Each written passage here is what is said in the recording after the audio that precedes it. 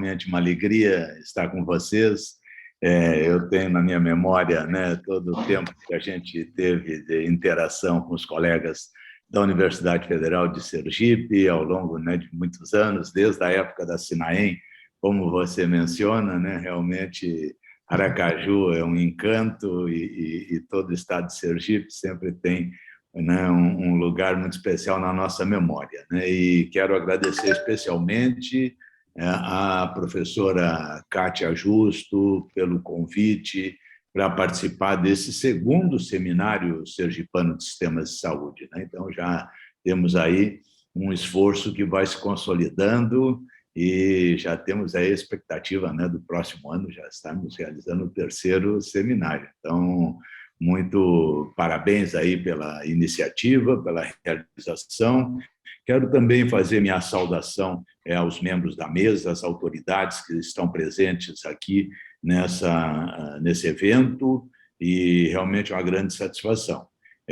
Nós vamos falar hoje um pouco sobre perspectivas da atenção primária à saúde e do sistema único, né, mas a ênfase é na atenção primária à saúde, no atual contexto político. Na verdade, um recorte histórico que vou trazer algumas evidências para a gente poder pensar e poder, portanto, levar em conta aí o momento em que nos encontramos e as perspectivas, o que temos de desafio pela frente, considerando aí os próximos anos, as grandes mudanças, né, que ocorrem no nosso país em termos sociais, em termos demográficos, em termos epidemiológicos, né? Temos aí toda a memória da pandemia e de todo o seu significado para o sistema de saúde, particularmente para a atenção primária, e esse contexto é um contexto de grandes desafios, certamente, né? Então, é uma apresentação rápida, não vou me demorar muito para que a gente possa,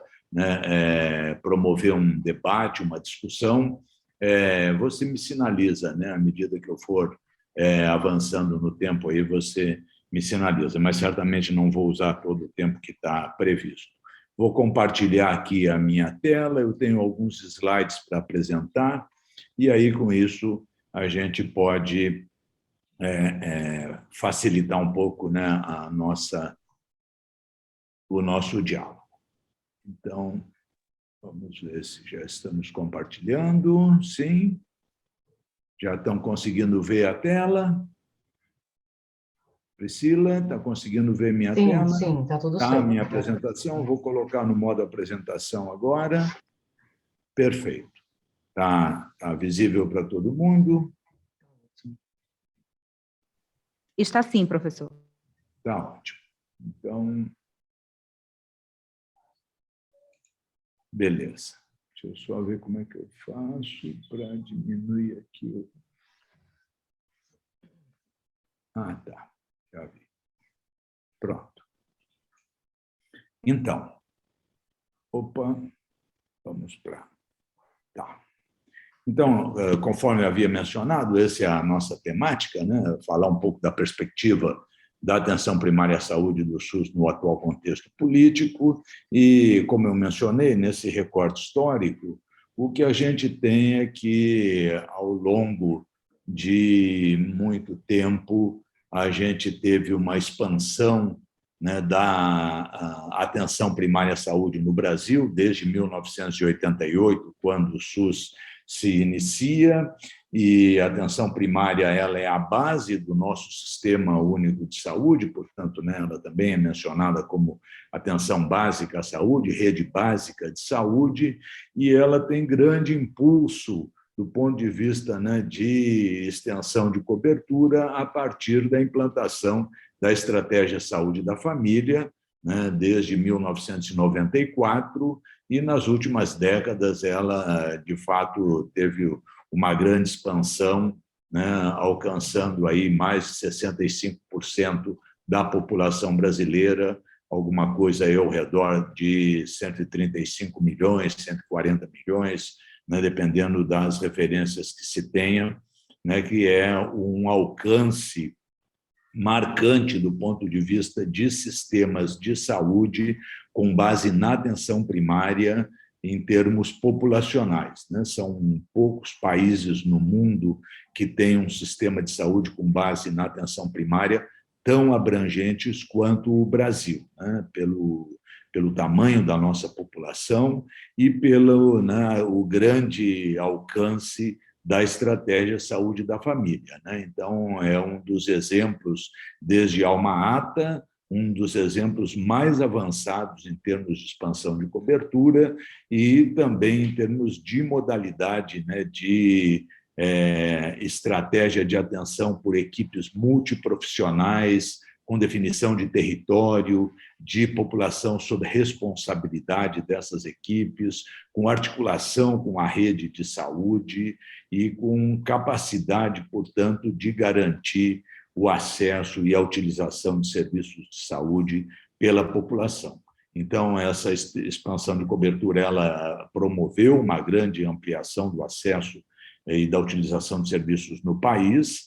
Ela, portanto, ela é uma contribuição marcante na universalização do Sistema Único de Saúde no país. Ela promoveu também uma melhoria na equidade, né? Pensando que nós temos uma tríade de princípios norteadores do Sistema Único de Saúde. Um é a universalidade, né? E, portanto, o direito de todas as pessoas terem acesso e utilizarem os serviços de saúde. O outro é a integralidade, é o direito das pessoas usarem toda a gama de serviços disponíveis no país para as suas necessidades, de acordo com as suas necessidades de saúde. E o terceiro é a equidade, ou seja, que todas as pessoas tenham possibilidade de receber os cuidados de acordo com as suas necessidades, independente de condições financeiras, de localização da sua residência, das suas condições sociais e de toda a ordem, né? E, nesse período, a gente teve uma melhoria nos indicadores de saúde muito grande, redução da mortalidade infantil, redução das internações por condições sensíveis de atenção primária, da mortalidade por um conjunto importante de patologias e, portanto, de uma melhoria geral na situação de saúde da população.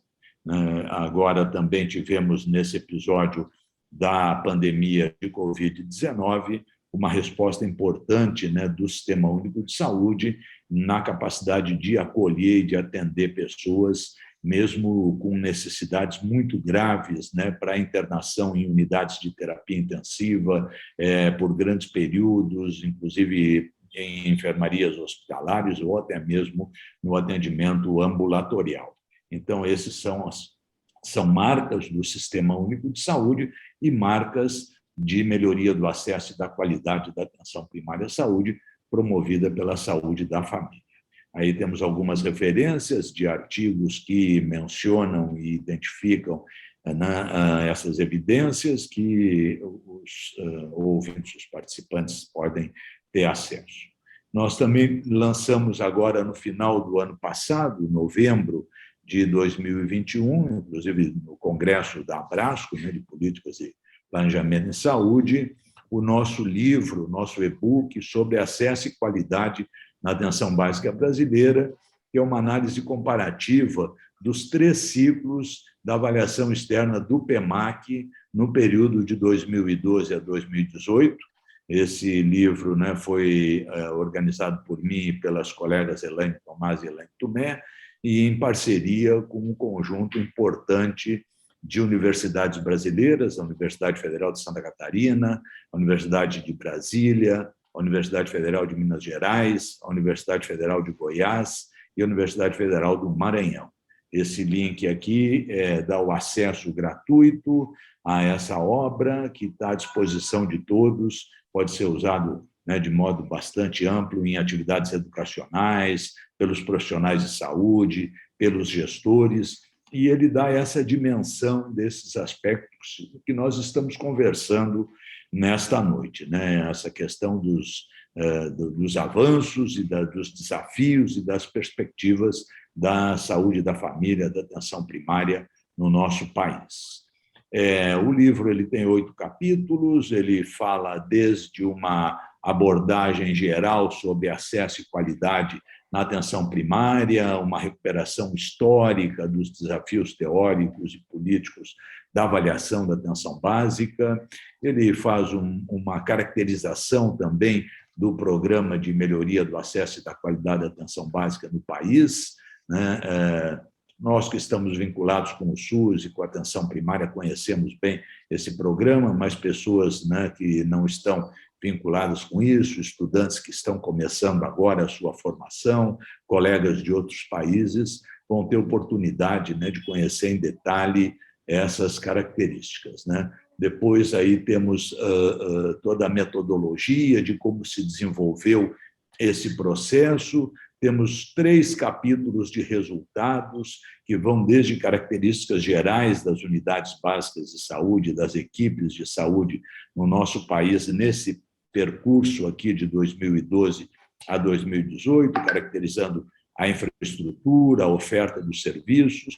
O capítulo 6, que é um capítulo muito central a respeito, né, do acesso e da qualidade em ações de saúde prioritárias, a partir de análise dos processos e dos resultados da atenção primária à saúde no país, valorizando não só a participação dos profissionais de saúde, das equipes da Estratégia Saúde da Família, mas também dos usuários que foram entrevistados ao longo do PEMAC, e o capítulo 7 faz todo um levantamento das publicações, com ênfase nas publicações do nosso grupo de pesquisa, mas também, né, de publicações de colegas de outras universidades, que nos permite um balanço desses 3 ciclos do PEMAC. E, por último, temos um capítulo sobre as perspectivas da avaliação da atenção primária à saúde no Brasil e da situação da Estratégia Saúde da Família. Nós podemos ver, ao longo desse período, que houve uma melhoria no registro de pessoas, por exemplo, né, pego aqui como um dos exemplos, a situação da hipertensão arterial sistêmica. No ciclo 1, em 2012, tínhamos aí cerca de metade das equipes com registro desse problema de saúde em relação a pessoas com maior risco e gravidade do problema, né? Situação que praticamente, né, alcança 81%, né, um universo aí de mais de 30 mil equipes no ciclo 3, de modo a mostrar, né, uma perspectiva de universalização da informação sobre hipertensão arterial sistêmica na rede básica de saúde naquele período. A coordenação da fila de espera e do acompanhamento dos usuários com hipertensão também mostrou uma melhoria importante, também era aí ao redor de metade das equipes que participaram daquele ciclo 1 e alcança mais de 80% das equipes no ciclo 3. Em relação a características do cuidado das pessoas com hipertensão, temos aí um processo, né, bastante avançado, né, ao redor de 83% das pessoas realizaram consulta pessoas com pressão alta, né, com hipertensão, realizaram consultas nos últimos 6 meses, o que é um indicador muito adequado, de boa qualidade, né, esse aspecto. A aferição da pressão arterial, que agora é um dos indicadores do Previne Brasil. Então, temos aí 97% das pessoas com pressão alta tendo a sua pressão aferida, né, na situação do ciclo 3. Medida da creatinina mostrou uma melhoria ao longo do período, né, ainda apenas 56% das pessoas tiveram, né, a medida desse indicador, dessa situação bioquímica, mas temos aí um espaço de melhoria importante. Também melhorou a solicitação de análise do perfil lipídico destes usuários, né, passando de 44% para praticamente 60%.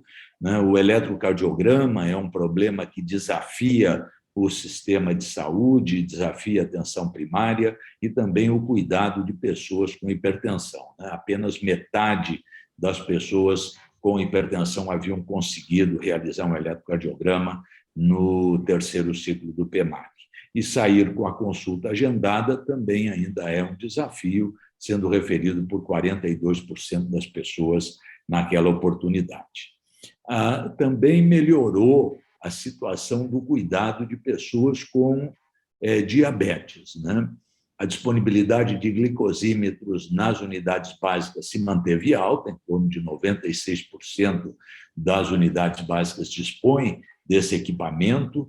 As tiras reagentes para a glicemia capilar mostraram uma melhoria, né? Passaram de cerca de 80% das equipes no ciclo 1 para mais de 96% das equipes no ciclo 3, e o kit de monofilamento para exame do pé do diabético ainda é um grande desafio, e isso deve motivar os gestores a investir nesse equipamento. Apenas 25% dos serviços dispunham desse kit no ciclo 1, quer dizer, um serviço de cada 4, e agora alcançamos quase 40% no ciclo 3, então, ainda de cada 10 serviços, 6 não dispõem desse recurso, né? Isso mostra aonde temos problema, né? O registro de pessoas com diabetes melhorou, né, em relação a pessoas com maior gravidade, né? Estamos aí com mais de 70% das pessoas. A gestão da fila melhorou também, cerca de 81%, né, dos usuários, né, já tem capacidade, né, de ter uma gestão do seu acompanhamento.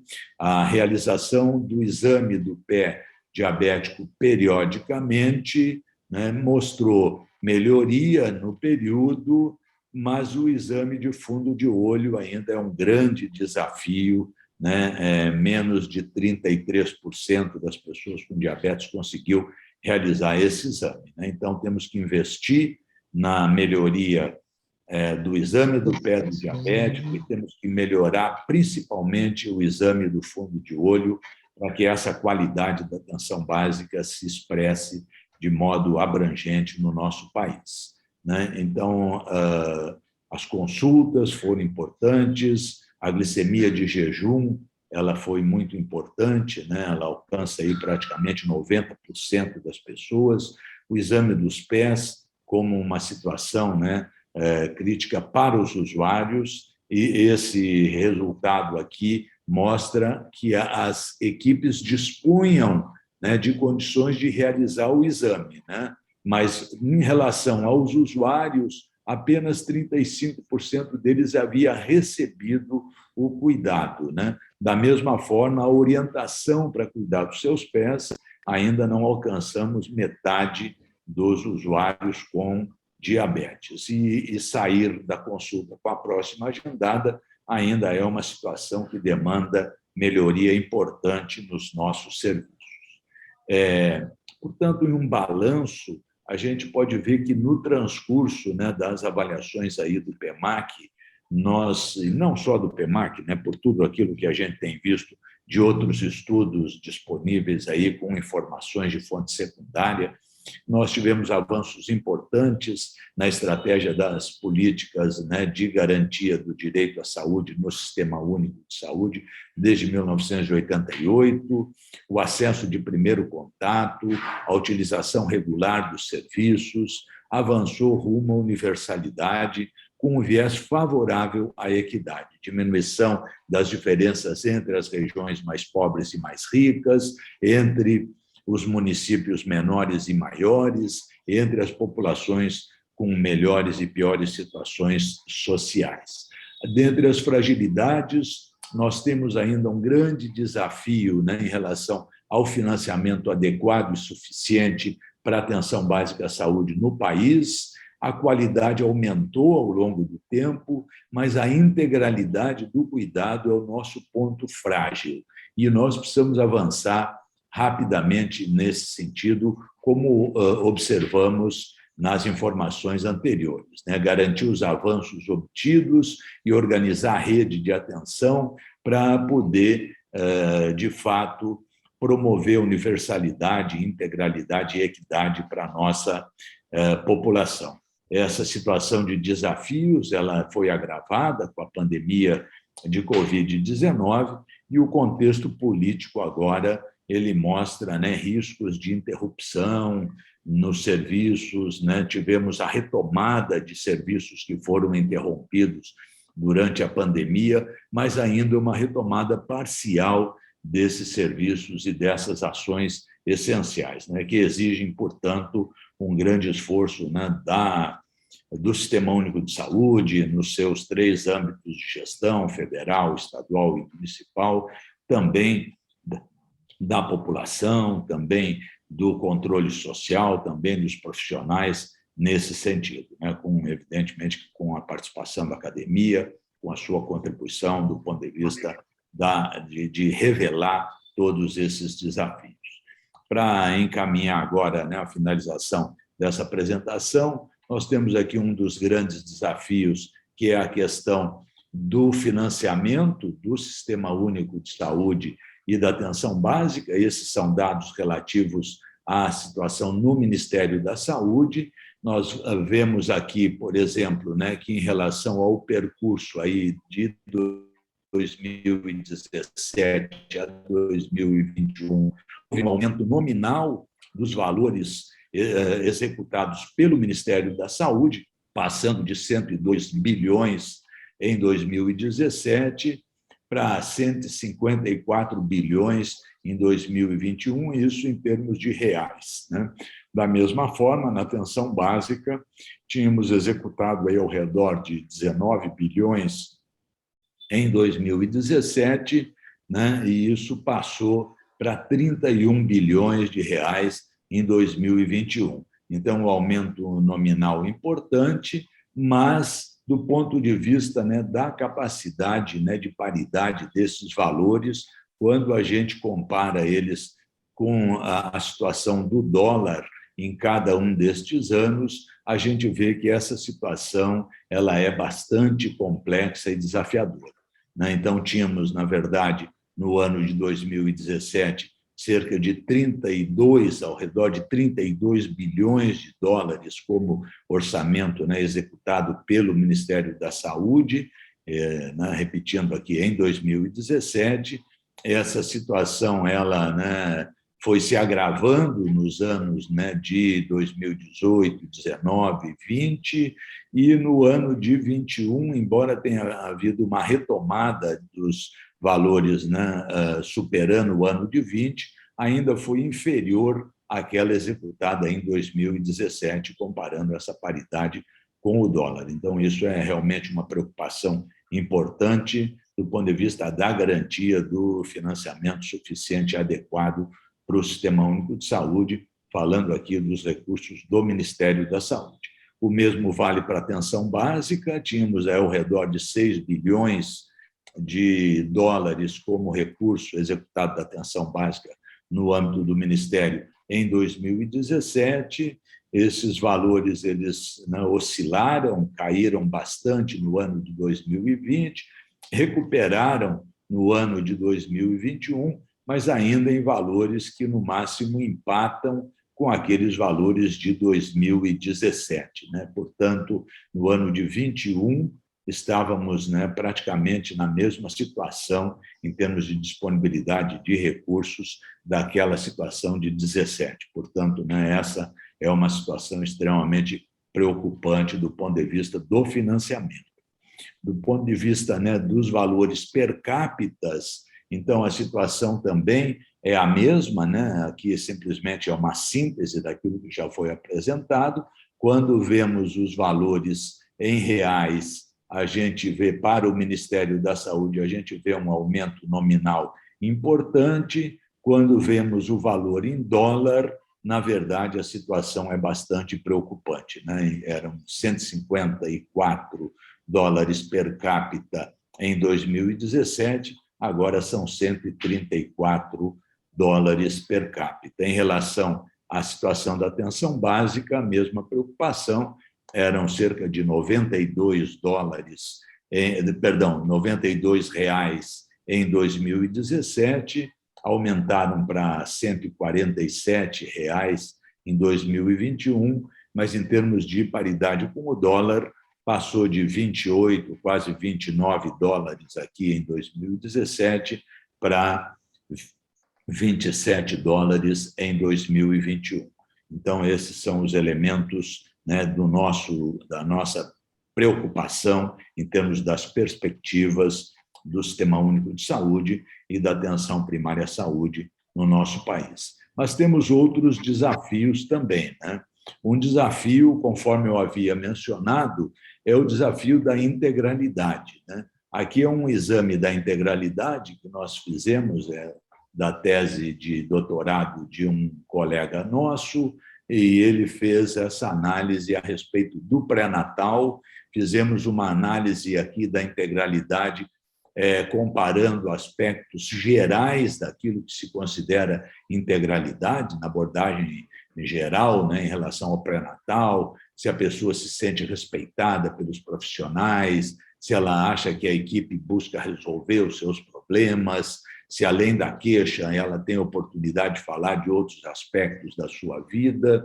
E do ponto de vista individual, esses aspectos gerais eles têm um desempenho até razoável no Sistema Único de Saúde, na atenção primária à saúde. Quando a gente combina todas essas variáveis da abordagem geral, a situação já é mais preocupante, né? Então, no primeiro ciclo, 59% das gestantes tiveram acesso ou responderam afirmativamente a todas essas características questionadas, né? No terceiro ciclo, em 2018, aumentou para 64%, portanto, houve uma melhoria das características dessa dimensão geral, dessa abordagem geral, mas ainda assim longe do desejável. O problema maior fica nas questões específicas do pré-natal, né, centradas nas condições de saúde, no repertório de ações rotineiras do pré-natal. A situação dos exames complementares, ela também é bastante boa, bastante aceitável. A gente vê quando compara cada um dos exames, né, da glicemia, do exame de urina, do HIV, da sífilis, da ultrassonografia, temos padrões bastante adequados, bastante de excelência em relação a comparações internacionais. Quando vemos todos os exames complementares combinados, passa aí ao redor de 70% no primeiro ciclo para 86% no terceiro ciclo. Portanto, uma melhoria também expressiva, uma melhoria significativa no contexto do nosso país. Agora, quando olhamos para as orientações educativas, alimentação e ganho de peso, aleitamento materno, cuidados com a criança, rastreamento de câncer de colo de útero, a situação já não é tão boa, né? E ela, na verdade, teve uma situação de estagnação ao longo desse período. O conjunto de todas essas orientações foi respondido positivamente por 60% das gestantes no primeiro ciclo em 2012 e praticamente se continuava nesse patamar em 2018. E o grande problema que enfrentamos na qualidade da atenção primária à saúde, na qualidade do pré-natal, em relação aos procedimentos, aos exames de saúde da gestante, a medida de altura uterina, a pressão arterial, o exame da cavidade oral, o exame das mamas e, principalmente, o exame ginecológico da gestante, né? Então, a gente observa, né, que alguns procedimentos eles são bastante frequentes, né, como, por exemplo, a medida da altura uterina, praticamente universal, alcançando todas as gestantes, né, ainda a medida da pressão arterial também muito satisfatória, e vão caindo, né? O exame ginecológico, né, a realização de um exame ginecológico ao longo da gravidez mostrou valores muito preocupantes.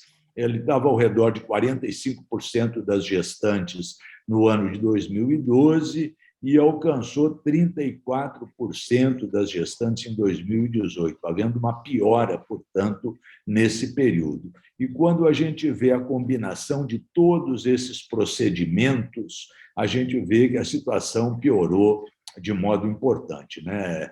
Cerca de 24% das gestantes haviam respondido positivamente para todos esses exames e menos de 20% delas responderam positivamente no terceiro ciclo. E, portanto, a combinação de todas as variáveis da abordagem específica, ela também produz uma combinação preocupante. Ela passou, né, de 17% em 2012 para 16% em 2018, também ficando aí numa situação bastante estagnação. E a combinação de todos os indicadores avaliados, de todas as abordagens, de todas as características, mostrou também um padrão de estagnação. Passou de 12% em 2012 para 13% em 2018. Aqui a situação da pandemia, mostrando que os exames, né, de citopatológico, portanto, o rastreamento de câncer de colo de útero de mulheres, né, de 25 a 64 anos, eles, no período de 2015 até 2019, eles mostraram uma tendência de crescimento no nosso país.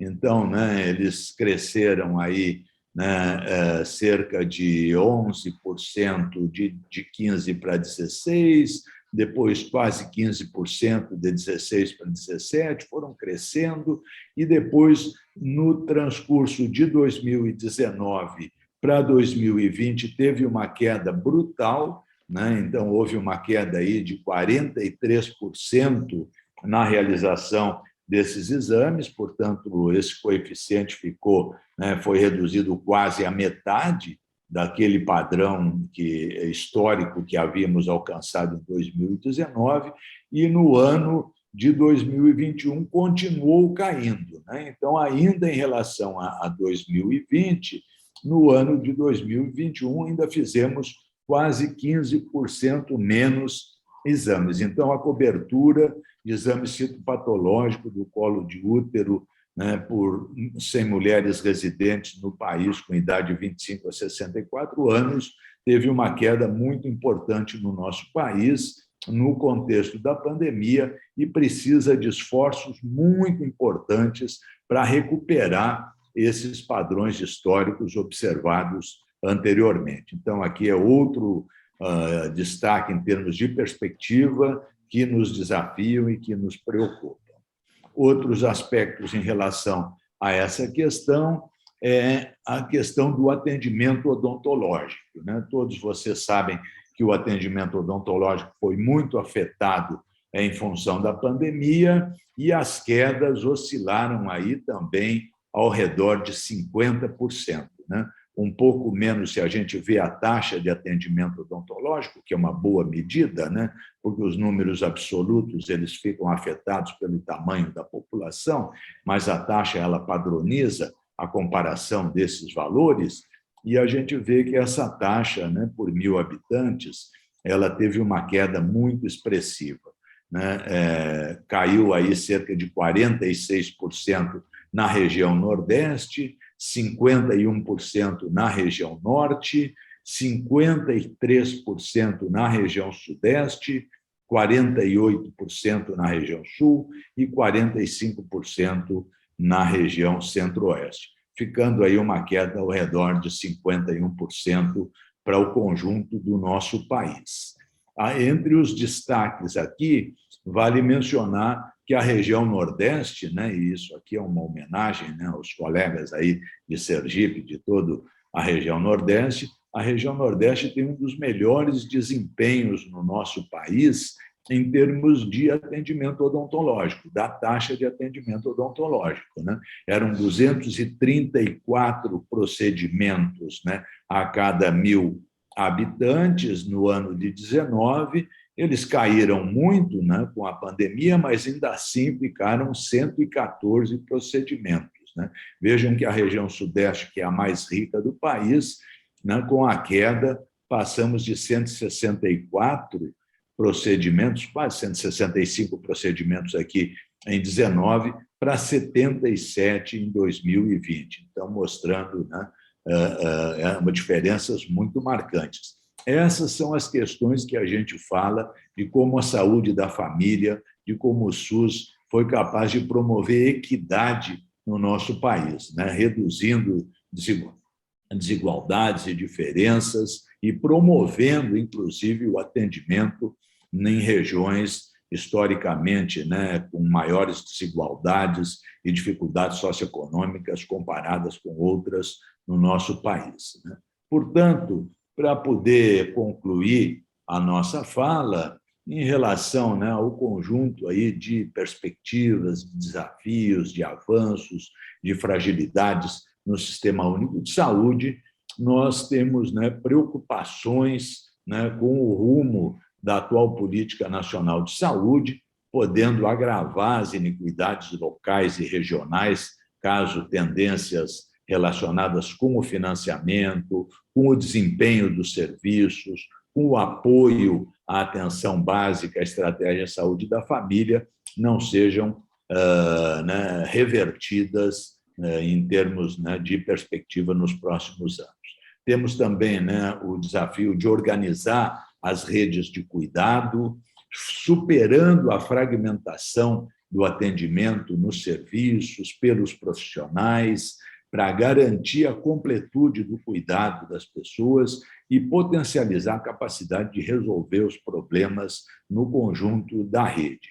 Investir em educação e saúde, não só em educação de saúde dos usuários, né, para valorizar o conhecimento dos usuários, né, na promoção do autocuidado, né, especialmente importante no contexto de condições crônicas de saúde, mas também a educação permanente dos profissionais de saúde e dos gestores, né, para poder oportunizar o acesso de gestores e profissionais de saúde ao melhor conhecimento para o desenvolvimento das ações, para subsidiar as suas tomadas de decisão em relação aos aspectos mais importantes do cuidado da nossa população.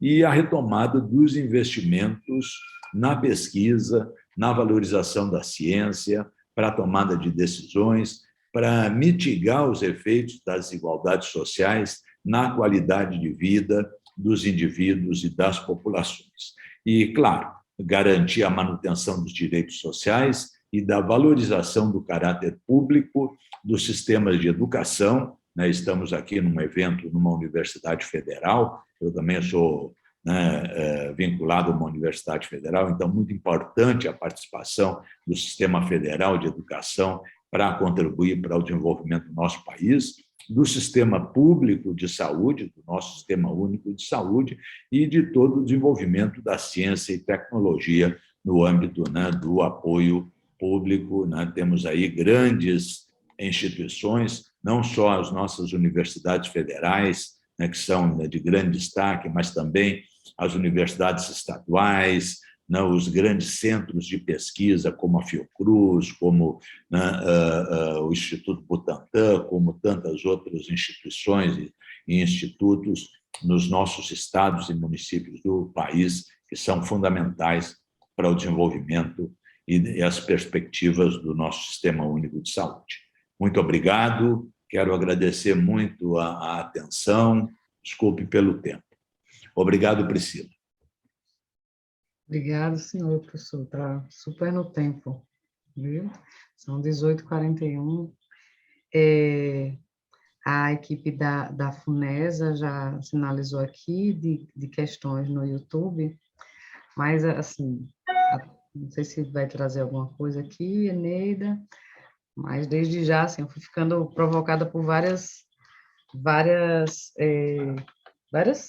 pontos, várias informações que o senhor trouxe, né, dos nossos desafios. Hoje mesmo a gente estava em reunião aqui do Comitê Estadual de Prevenção de Mortalidade Materna e Infantil, e na pandemia a gente teve um aumento muito grande, né, da mortalidade materna e fetal, infantil não foi tanto, né?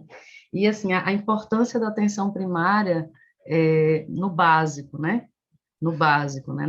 No planejamento familiar, na capacidade de acessar, de desenvolver ações no território, né? Num contexto, inclusive, pandêmico, e, e a importância desses profissionais se qualificarem. Eu fico sempre muito instigada, professor, como eu sou professora também, e coordeno uma residência médica e tenho feito trabalhos com a residência multi, eu fico muito instigada com a questão da força de trabalho, né?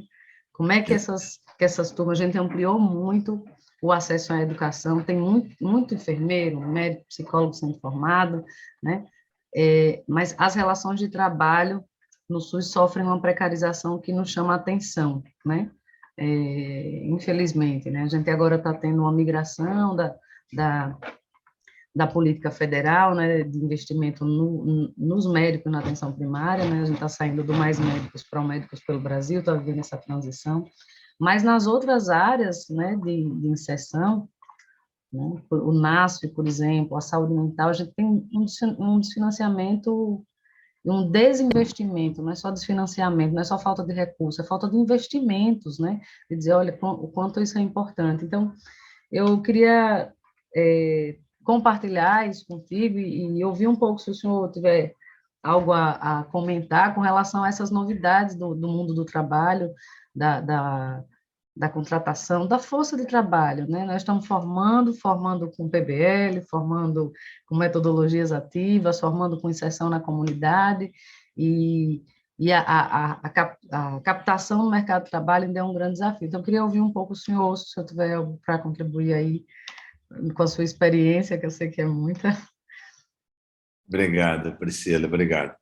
Você tocou num ponto fundamental, né? Nesse conjunto de desafios e de perspectivas que temos, realmente uma questão fundamental é a força de trabalho, é o pessoal em saúde, né? Porque saúde é uma ação que depende, né, do trabalho vivo, como se diz, né? Depende da intervenção direta de profissionais, e aí não apenas, né, em número suficiente, mas com qualidade, né, para poder realizar as suas atividades. E, nesse sentido, nós enfrentamos um conjunto de desafios muito grandes, né? Temos desafios aí no conjunto do Sistema Único de Saúde, não apenas, né, em termos da atenção básica, da atenção primária, mas temos no conjunto de todo o Sistema Único de Saúde, né, desde o atendimento hospitalar mais especializado, particularmente no atendimento de média complexidade nas especialidades ambulatoriais, né, que são muito importantes para o suporte para a rede básica, e aí você mencionou a questão, né, do NASF. Eu vejo que tem colegas aqui do Telesaúde participando também, muito importante, né, a participação, né, de todas as estratégias de suporte via, né, tecnologias da informação e da comunicação para poder, né, melhorar a resolutividade, o desempenho da rede básica no cuidado da população e, por certo, na capacidade de resposta das equipes de saúde, né, lá no âmbito do território para as demandas da população. E aí a gente fala da equipe mínima, né, não apenas falando dos profissionais de nível superior, nossos colegas da enfermagem, da medicina, da odontologia, mas também o conjunto dos profissionais, desde a recepção, né, dos usuários e os técnicos, auxiliares técnicos de enfermagem, pessoal de higienização e tal, e particularmente os agentes comunitários de saúde, né, que têm um papel de protagonismo tão grande no âmbito do território, da conexão da família, da conexão das necessidades de saúde dos indivíduos com o serviço. E todos esses aspectos eles têm um conjunto de fragilidades importantes no nosso país. E eles têm, né, mostrado, né, sinais de agravamento nos últimos anos. né? Nós temos aí, mostramos aí limitações de investimento em termos de financiamento do Sistema Único de Saúde, das formas precárias do trabalho, né? Tem havido uma discussão toda em relação ao enfrentamento desse problema, mas até o momento nós não temos conseguido superar esse grande desafio, né? Então, há um risco de que essas formas precárias de trabalho elas perdurem, né, por algum tempo, né? E isso é um padrão que, inclusive, em muitos países, né, vem se afirmando, né? Tem alguns autores que chamam de uberização, né, das relações de trabalho, e que em todo o âmbito da vida do trabalho nas sociedades teríamos essas relações precárias, que não servem para organizar estruturas estáveis de cuidado, né? Você fica pensando, bom, é uma lástima, né, que um profissional, né, do sistema de transporte ele tem um contrato de trabalho precário, realmente é uma grande lástima. Mas nos sistemas educacionais, da educação superior, por exemplo, da ciência e tecnologia e da saúde, é ainda mais grave esse problema, porque você precisa de profissionais com estabilidade que sejam capazes de manter a memória do desenvolvimento daquela atividade, né? Você não consegue inserir profissionais com formação de especialização, de mestrado, de doutorado, seja no Sistema Único de Saúde, seja no sistema acadêmico de ciência e tecnologia, por meio de estratégias precárias, porque essas pessoas vão estar o tempo inteiro rodando de um lado para o outro, de um lado para o outro, e não mantém aquela estratégia, né, de desenvolvimento, né, progressivo. Um projeto, para ele ter grau de maturidade, ele leva pelo menos 10 anos. Então, evidentemente que a gente precisa dessa estabilidade para que esse processo ele se desenvolva, esses resultados apareçam e a gente possa ter, portanto, né, melhorias, evidências de melhorias. Veja que quando eu mostrei ali aqueles resultados do PEMAC, o PEMAC ele foi um sistema que ficou com financiamento estável, com dinheiro novo, né? Não foram recursos de transferência de um lado para o outro, de uma gestão para outra e tal, numa conta de chegar, foi, na verdade, injeção de dinheiro novo por um período importante, e ele já mostrou diferença, né? Ainda que não tenha nem chegado a uma década de investimento, mas mesmo aí ao redor de 7 anos de investimento, você já teve uma melhoria de um conjunto de aspectos importantes, enquanto que outros ficaram estagnados, mostrando que precisaríamos de muito mais tempo para que isso pudesse, né, de fato, melhorar. E o mesmo vale do ponto de vista do pessoal lá na equipe básica de saúde, lá na equipe de saúde da família. Precisaríamos ter equipes com estabilidade, com infraestrutura adequada, com melhoria das tecnologias hoje em cada serviço, para aumentar essa densidade tecnológica e fazer com que o paciente precise sair menos do seu serviço para poder alcançar um atendimento no outro local, podendo fazer com que, através das tecnologias de informação e comunicação, do telesaúde, do apoio local do NASF, a gente tenha capacidade, portanto, de resolver os problemas lá na equipe, lá no âmbito da residência da população.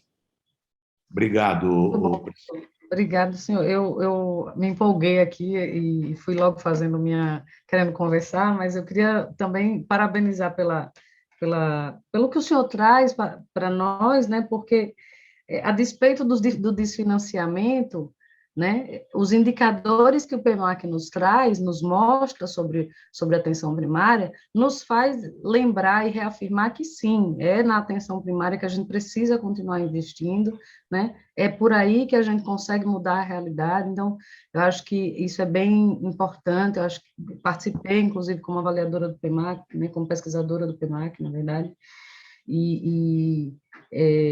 às vezes a gente vive, né, uma sociedade em que a a ideia de que o SUS não é bom, de que a atenção primária não funciona, ela passa de um jeito tão, às vezes, injusto, né?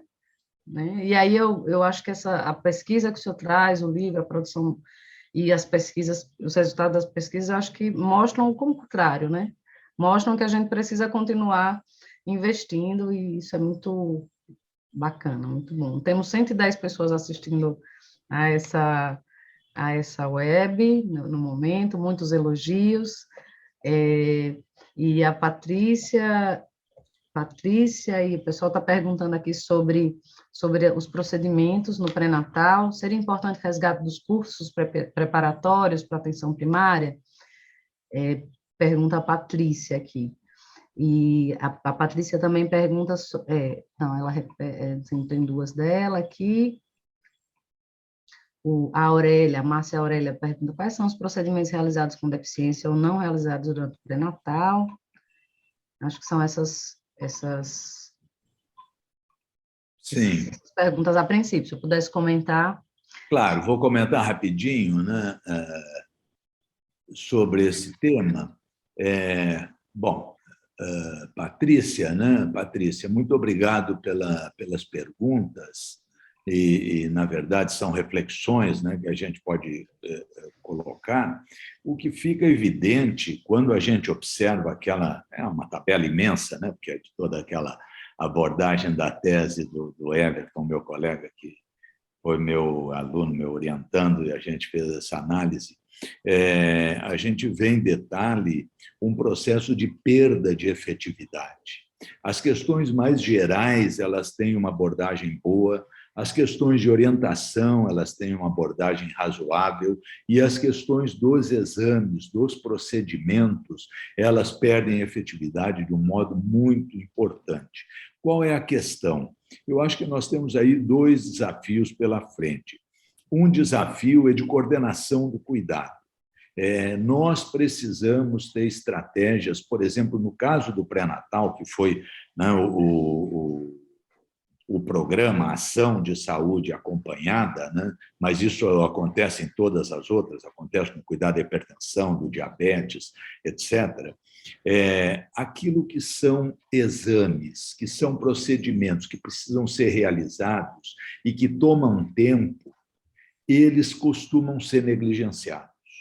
Então, você veja que desafio complexo, né? Você tem, em média, as gestantes no Brasil, no Sistema Único de Saúde, elas fazem no mínimo 6, 7, 8 consultas de pré-natal ao longo de uma gestação. É um número excelente, é um número de ótima qualidade.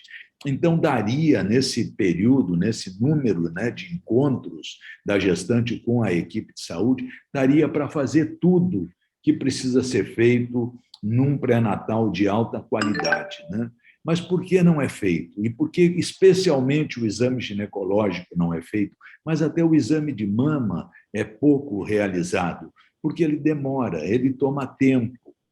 Né, uma consulta de pré-natal, muitas vezes, são consultas rápidas, de poucos minutos, de 10, 12 minutos, eventualmente não mais que 15 minutos, são, né, tomados aí para realizar essa consulta, né, de acompanhamento dessa gestante. Se é uma gestante de baixo risco, que está com tudo bem, que está com tudo direitinho, costuma ser ainda mais rápido esse atendimento. Um exame ginecológico, ele é trabalhoso. Você precisa receber a paciente, a gestante, precisa colocá-la na mesa, precisa preparar a situação, precisa realizar o exame, né? Colocar o espectro, realizar o exame, fazer a sua avaliação e depois tudo que decorre disso. Sai da mesa, veste a roupa, etc. E tal. Então, isso toma tempo. Se você deixar, né, que esse exame todo fique na dependência exclusiva do médico, ele vai ser negligenciado, ele não vai ser realizado. Então, nós precisamos coordenar esse cuidado. Eu tenho discutido com os colegas a necessidade de valorizar o trabalho em equipe na estratégia de saúde da família, porque essa é a lógica da saúde da família. Equipes multiprofissionais, equipes multidisciplinares, que precisam trabalhar articuladamente. Então, uma gestante, quando ela chega no serviço de saúde, ela deveria ter as estações de cuidado já organizadas. Ela passa, ela mede com o técnico auxiliar de enfermagem, faz a medida da altura uterina, da pressão arterial, ela, com o apoio da enfermeira, é colocada na mesa, é colocado o espectro, chama o médico para ele ou a médica para fazer a avaliação, se necessário, e depois termina esse processo enquanto o profissional da medicina já pode ir atendendo outra pessoa nesse meio tempo. Então, só tira a dúvida se há algum problema a ser, né, destacado e algum procedimento clínico que precisa ser realizado algum. E depois o profissional de enfermagem, a enfermeira, pode rematar todo o cuidado, as orientações, a orientação do uso de medicamentos, a solicitação de exame e tal, para fechar esse processo. Então, essa coordenação do cuidado, ela precisa, primeiro, a organização do processo de trabalho e, segundo, ter esse conjunto de ações organizada em cada encontro. O que é que vai ser feito na consulta 1, na consulta 2, na consulta 3, e quem vai ficar responsável por saber se tudo está sendo feito. Evidentemente que a capacitação, a educação permanente, ela é um elemento fundamental para, né, motivar, mobilizar, chamar atenção, destacar para os colegas o que é preciso fazer, né? Então, né, aqui nós temos um exemplo claro desse tipo de situação. Bem, eu sei que o nosso tempo já está esgotado. Finalizando, já dá estamos vontade de pegando ficar aí, mais. a Kátia já está aí preocupada, né, com o horário, temos nova apresentação agora. Eu agradeço muito, viu, Priscila, toda a oportunidade, né, da gente estar junto. Muito obrigado, viu, Kátia, pelo convite, e temos aí outras oportunidades de continuar conversando. Grande abraço, parabéns aí pelo evento, até uma próxima oportunidade.